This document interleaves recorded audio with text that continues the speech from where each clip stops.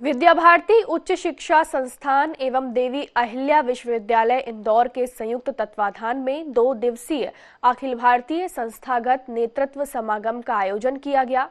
कार्यक्रम में देश भर के उच्च शिक्षा में कार्यरत केंद्रीय और राज्य स्तरीय 200 संस्थानों के 600 प्रतिनिधि शामिल हुए। आयोजन के शुभारंभ कार्यक्रम में केंद्रीय मंत्री डॉक्टर सुभाष सरकार और उच्च शिक्षा मंत्री डॉक्टर मोहन यादव शामिल हुए। समागम में सतत विकास और मूल दक्षताएं, शोध एवं नवाचार सहित राष्ट्रीय विकास से जुड़े विषयों पर चर्चा हुई। इसके निष्कर्षों को इंदौर घोषणा पत्र के रूप में प्रकाशित किया जाएगा। किताब में कुछ पढ़ना और लिखना ये केवल शिक्षा नहीं है, कुछ सीखना चाहिए, कुछ स्किलिंग, इसके बारे में भी हम जोर देते हैं। और इसके साथ साथ रिसर्च और ट्रू ह्यूमन बीइंग होना चाहिए, जो पढ़ाई करने के बाद हम सोसाइटी को देंगे।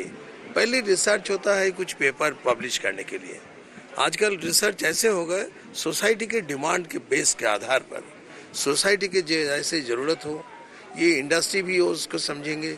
माननीय मुख्यमंत्री के नेतृत्व में उच्च शिक्षा विभाग ने 2020 नई शिक्षा नीति देश में सबसे पहले लागू की थी।